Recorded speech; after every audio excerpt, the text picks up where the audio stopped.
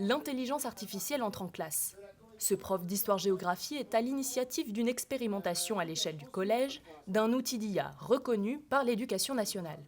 Pour s'approprier le cours à la maison, les élèves ont accès à un contenu interactif avec des fiches techniques et des quiz. En fait, on va avoir plein de types de petits exercices là comme ça, où techniquement on se dit que c'est pas énorme, et c'est vrai que dans l'absolu, c'est pas des choses qui paraissent sensationnelles. Et mon objectif, c'est pas de faire des trucs sensationnels.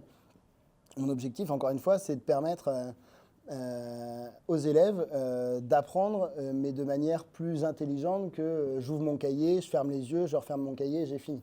Les élèves sont donc plus proactifs et les enseignants plus efficients dans la construction des cours. Il y a des questions à choix multiples. Et quand j'arrive dessus, en fait, j'ai la possibilité de m'amuser à supprimer la question ou alors complètement de rechanger et de transformer. Et ça, c'est assez intéressant parce qu'en fait, bien que l'IA ait proposé la création et la génération en fait, de questionnaires, moi, en tant que prof, je vais lui dire non, celle-ci, elle ne m'intéresse pas, celle-ci, elle n'est pas assez poussée, etc. Et c'est là où ça devient assez intéressant parce que je reste encore dans la posture du je suis le maître à bord du navire. Et j'ai un gain de temps qui est assez énorme. Les quiz, c'est aussi un début de cours pour bien démarrer. Une fois terminé, tout le monde sort sa tablette.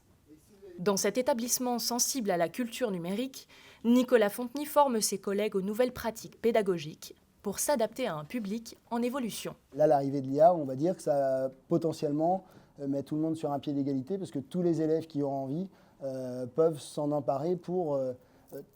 et c'est là, concrètement, travailler à leur place. Et c'est là où, à mon sens, ça devient problématique. Et donc, en gros, cette question-là, dans les quelques formations que je mène, j'aime bien mettre les profs dans la situation de l'élève, c'est-à-dire que ça leur permet de prendre conscience, justement, de cet outil, de la force. Et après, derrière, dans un second temps, une fois qu'on leur a fait peur, on travaille sur l'IA qui va être au service ou une sorte d'assistant numérique à ma création, à mon élaboration pédagogique et didactique. Le coût de cet outil d'IA pour équiper l'établissement de 600 élèves est de 1 500 €.